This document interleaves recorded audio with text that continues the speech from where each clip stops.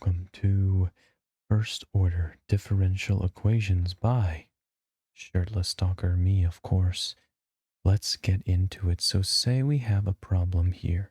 dy over dx equals x squared over y squared. Well, what's the first thing we have to do here? You already know we have to cross multiply. We have to cross multiply.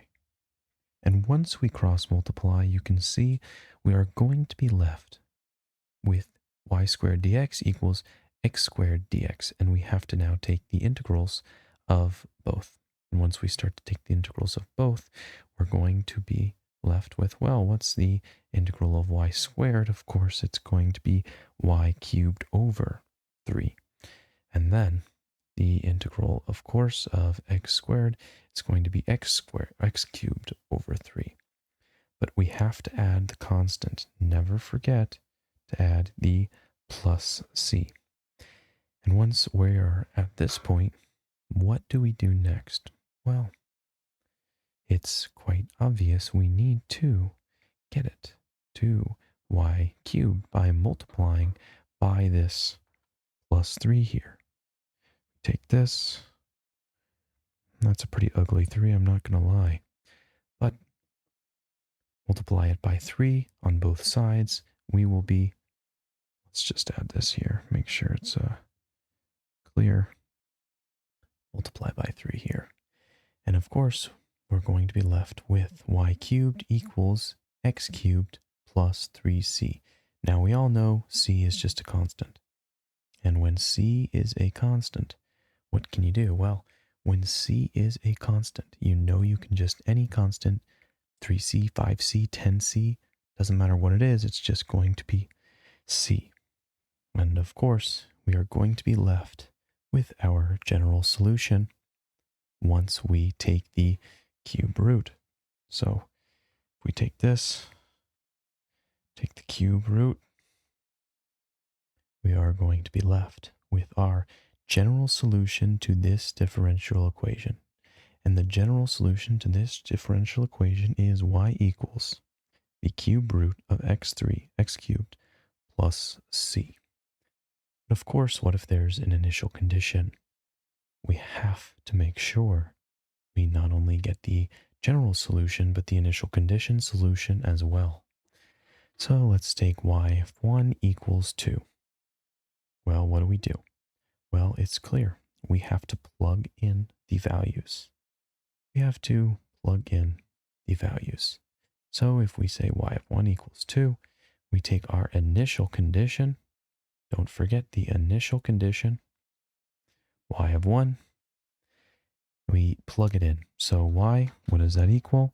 Well, y right here, it equals 2. And x is 1 in this case. So after plugging it in, we are going to need to take the cube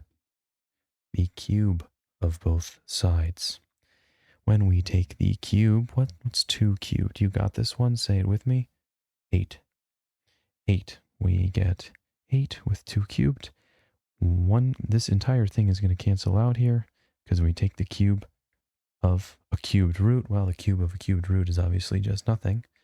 So it's going to cancel out here. And then we'll just get 1 cubed. 1 cubed is 1. And we get 8 equals 1 plus c. Of course, we just subtract the 1 from both sides. We'll put minus 1 right there. And we get 7 equals c. 7 equals c. Now, once we get to 7 equals c, what do we have to do? Well, we just plug it in. So our final initial condition solution is going to be y equals cube root of x cubed plus 7. So that is going to be our first problem with the initial condition solution and the general solution. Let's move on to a different problem. Y prime equals x times y. Now, we know y prime is just dy over dx, and we need to multiply by dx on both sides to get dx on the right side. This will just cancel out and we'll be left with dy equals xy dx. However, we know that we have to try to get rid of this y. So it's simply a matter of just dividing. That's all we do. We just divide. And we divide by y on both sides, and we're left with 1 over y dy equals x dx, which is when we take the integral. Gotta take the integral now. Now, if we remember our integrals, another word for integral is antiderivative.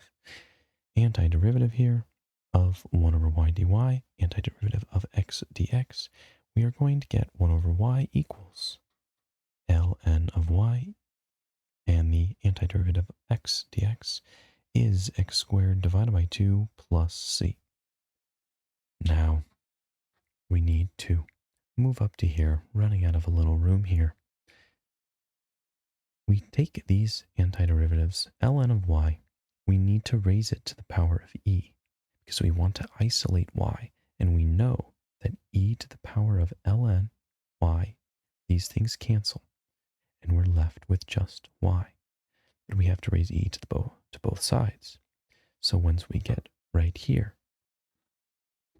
let's move the board over here.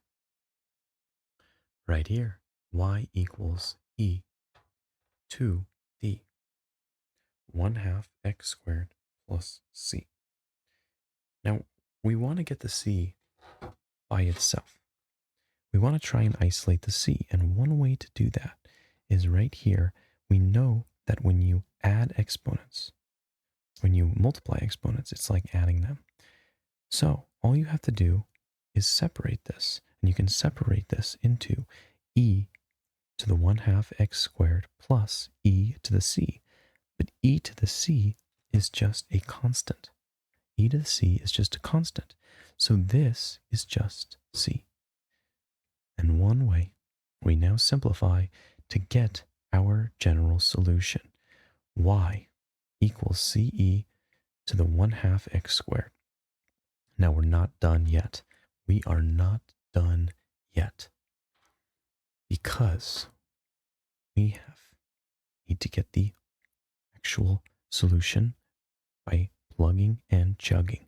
Y of 0 equals 5. So we're going to plug that in to our general solution. Of course, right here, right down below there, when we plug it in, we get 5 equals ce to the power of 1/2 0. Now anything 0 to the power of 2, we know what that is. We're going to simplify down to 5 equals ce to the power of 0. Now e to the power of 0 is just 1, and we are left with 5 equals c. Right here, 5 equals c. When we plug that back into the equation, we get y equals 5e 1/2 x to the power of 2. So that is the solution right here to this differential equation. Let's go through one final differential equation. dy over dx equals y to the power of 2 plus 1 dx, with, of course, y of 1 equal 0 as our point. Well, the first thing we need to do is, of course, multiply by dx.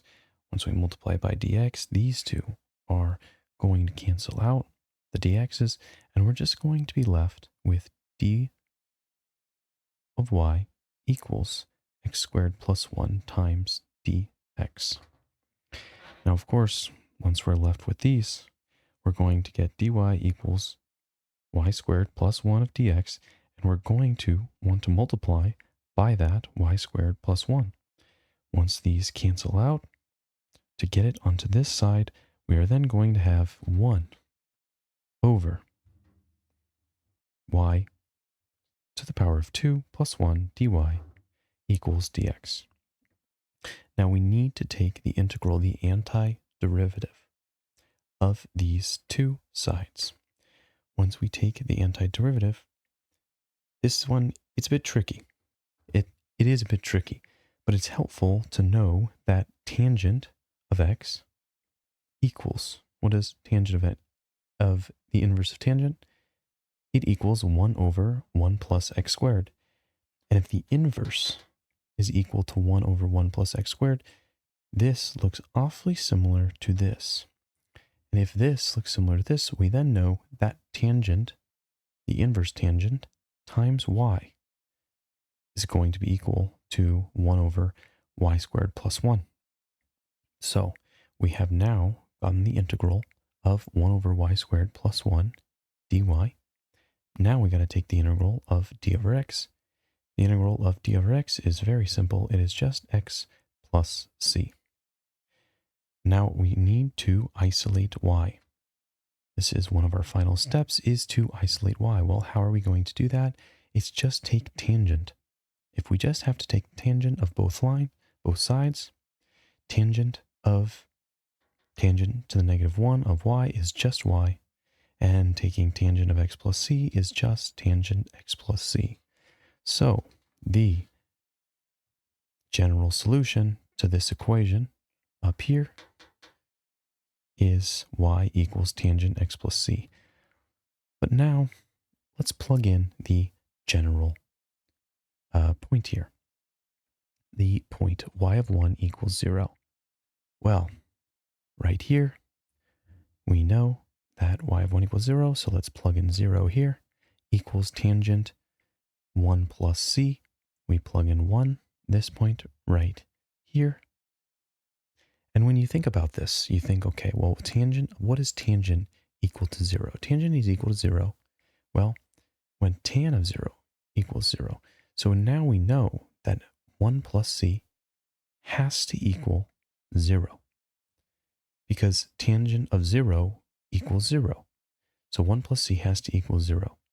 We set 1 plus c equal to 0. We get c minus 1. C equals minus 1, or negative 1.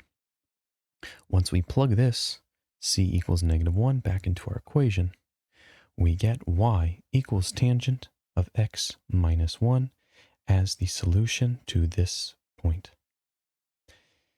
Thank you so much for joining me on this lesson, Shirtless Explains, of first order differential equations by Shirtless Talker.